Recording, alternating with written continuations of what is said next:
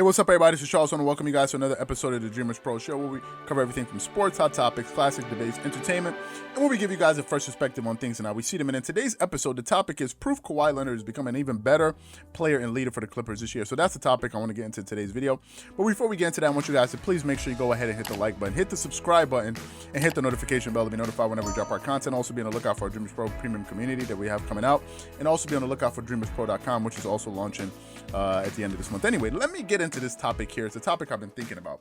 And I don't know if you guys saw the game last night between the Clippers and the New Orleans Pelicans, right? I saw that game last night, and to me, I thought it was a pretty interesting game. And there's one thing that I've been that I've been paying attention to recently about Kawhi Leonard, and that's been his playmaking, right? Kawhi Leonard is really taking a step forward again this year as a playmaker. Y'all know that he's my favorite player currently playing. He reminds me a lot of Kobe, so that's why he's my favorite player. I think he's still the best two-way player in basketball.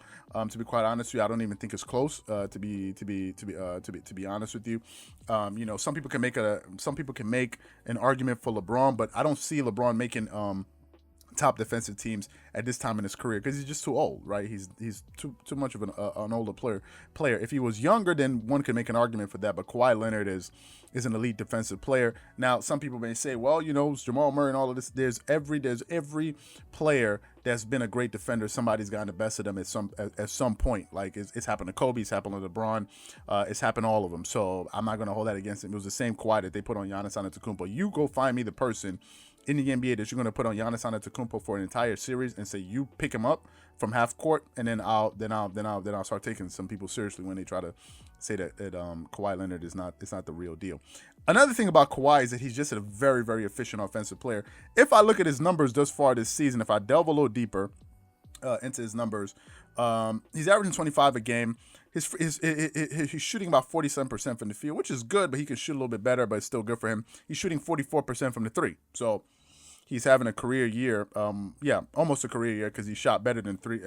He shot better than from the three before. In 2015, 2016, Kawhi Leonard shot 44% from the three-point line for the season, and he shot 50% from the field that year. So Kawhi Leonard is just elite. 86% from the free throw line this year, 5 rebounds, which is a bit low. But what I want to talk about is he's getting 2 steals. But what I want to talk about is his playmaking, and that's his assists.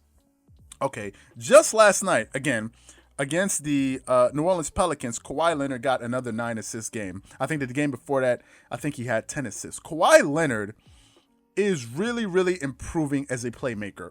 And I think this is a byproduct of a number of things. Number one, I think is because of the new offense that they're running, the new triangle offense, or just the overall offensive philosophy of the Clippers is skewed towards playmaking. They're really putting a real emphasis on playmaking and going out there and making plays, and you can see it coming through on the court, man. Like the ball is moving, and a lot of these players are getting a lot of touches on the floor, and I think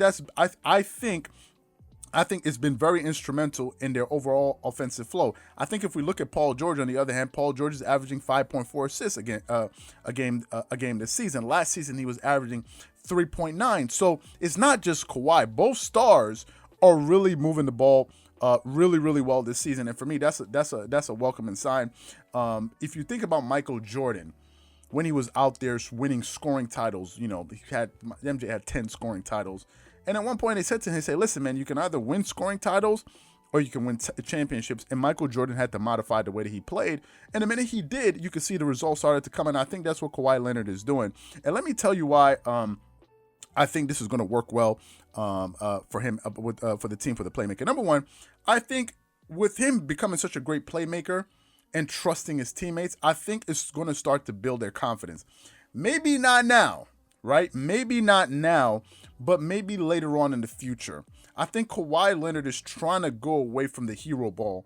There are times when plays break down and you need to be able to make plays after plays have been broken. You need to be able to make clutch plays, and you just have to create offense for yourself, and you trust yourself to be the best option on the floor, where sometimes you're not looking to pass, you're looking to take the shot and live with the results, and the team is going to live with those results. But what he's doing now is he's building the confidence of a lot of these guys. If you look at him, he's been really making plays to other guys late in games, right? Late in games. I'm talking about in clutch situations. That's what 2 minutes and under in games.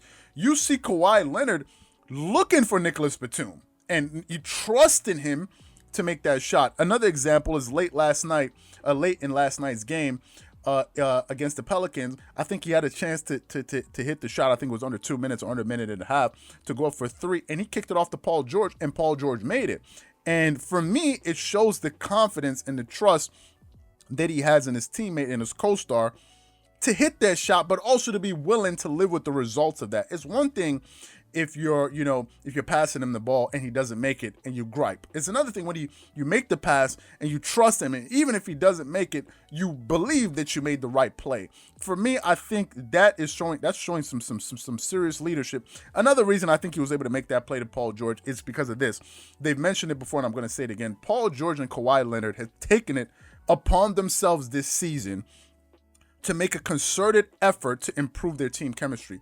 These guys are now going through routines with just the two of them, because they now understand, hey, listen, this team is going to go as far as we take it, and we need to make sure that we're on the same page, that our chemistry is at an all-time high. So these guys are doing different drills before games, after games, before practice, after practice, just to make sure that they build a camaraderie, but also to make sure that they understand each other's tendencies. That's very, very important. During games, if that's the time you're really trying to understand where the guy likes to pass, is he comfortable in that position? Does that guy understand what you're doing? Can he kind of read 2 plays ahead and understand, okay, what is this guy trying to do so I know where I need to be? This comes in you guys really practicing together. I saw a lot of times yesterday Kawhi Leonard was going into a move, trying to get to a specific spot on the floor, and Paul George would immediately make a cut. And Kawhi Leonard would make that pass because he knew Paul George was coming. That only comes from chemistry. But if you guys don't build that chemistry, then you're not really going to know what the other guy is doing, right? You're just going to be sitting there watching him, and then all of a sudden that leads to errant passes. He passes the ball, he wasn't expecting it, right? Because you didn't know he was going to make that play.